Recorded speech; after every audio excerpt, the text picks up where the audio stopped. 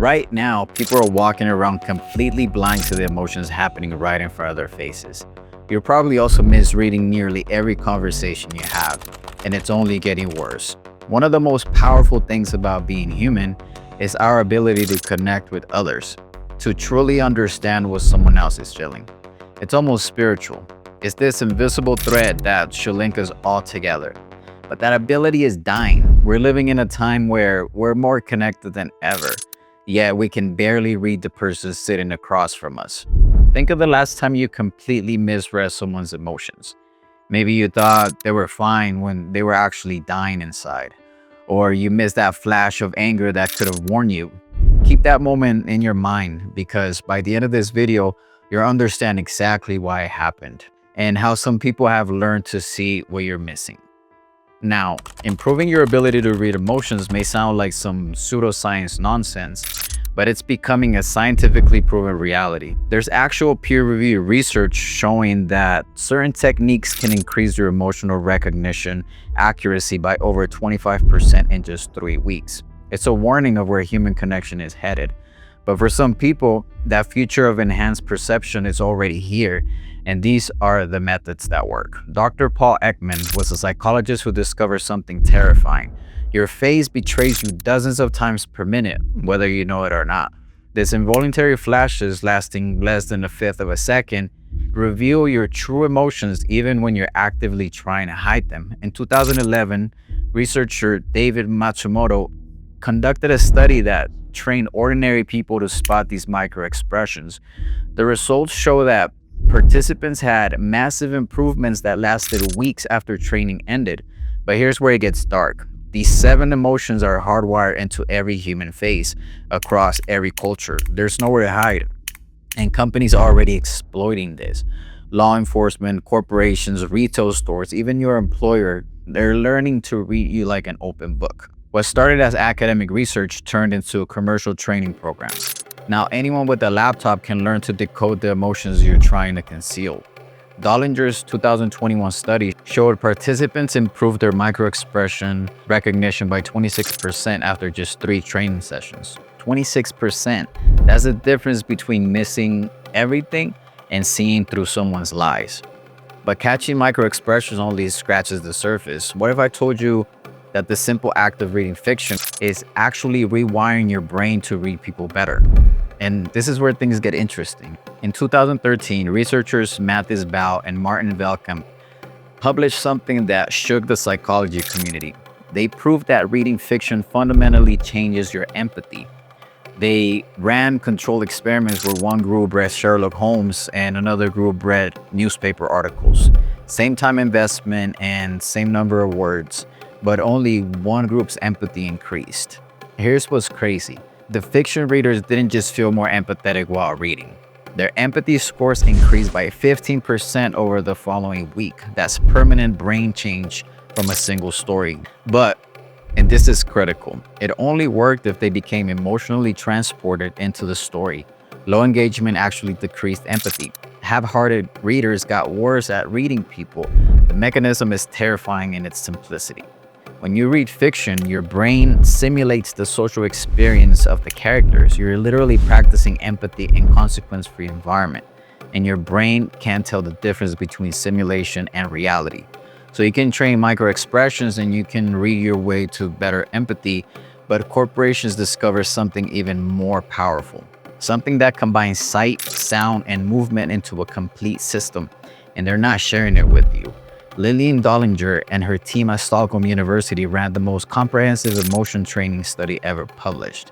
They tested something radical, training people to read emotions across multiple channels at once, face, voice, and body language combined.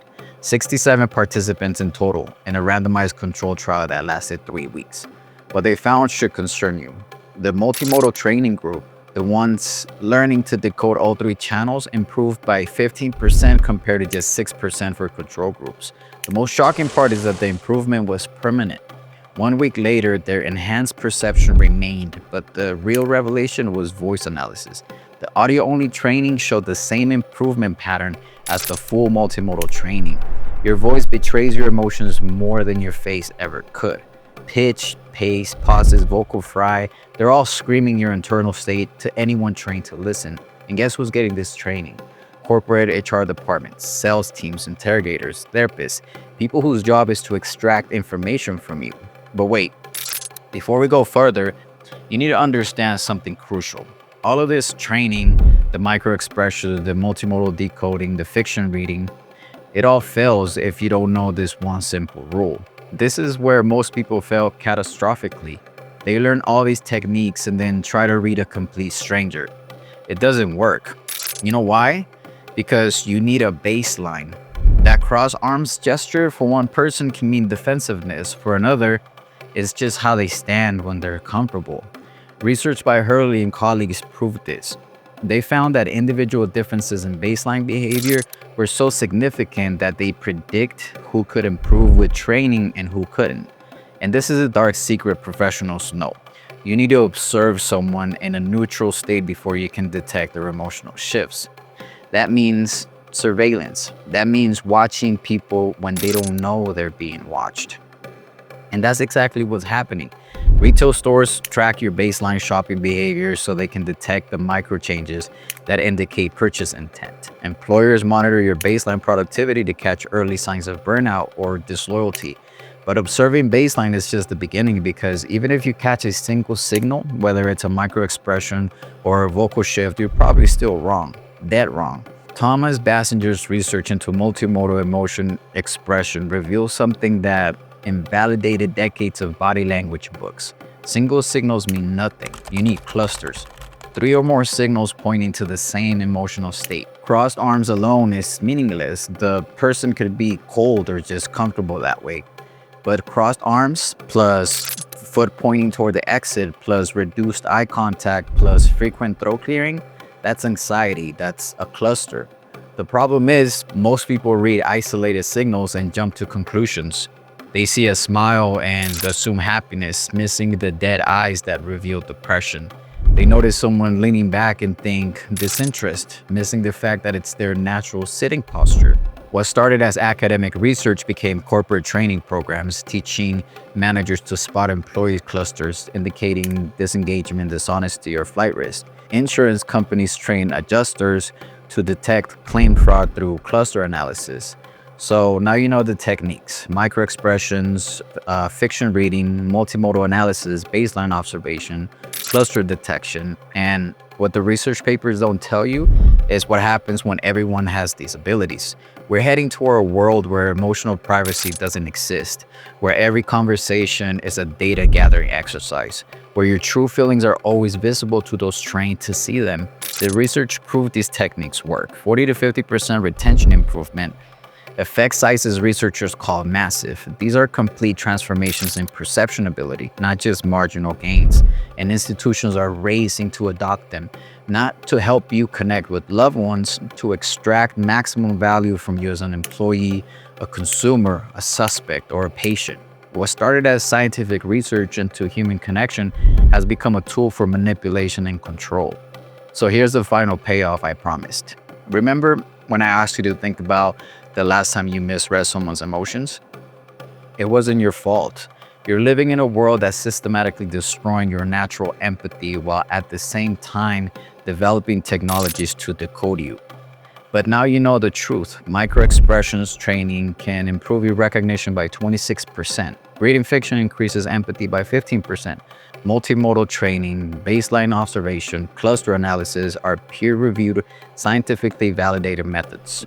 Dollinger study in 2021, Bao and Velkamp in 2013, Matsumoto and Huang in 2011. These studies prove it works, but it doesn't have to be dark. You can use the same techniques that corporations use to exploit you to truly connect with the people you love, to help someone who's suffering in silence, to see through the mask when someone says, "I'm fine," but they're falling apart. I know that sometimes it feels like you're completely alone in a crowd of people who don't see you, but trust me, you're not invisible. Someone will learn to see you. And maybe if you learn these techniques, you'll become the person who sees others.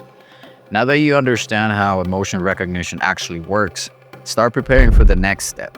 I'm working on a video where I'm breaking down the exact training programs used in Dollinger's study and showing you where you can access them for free.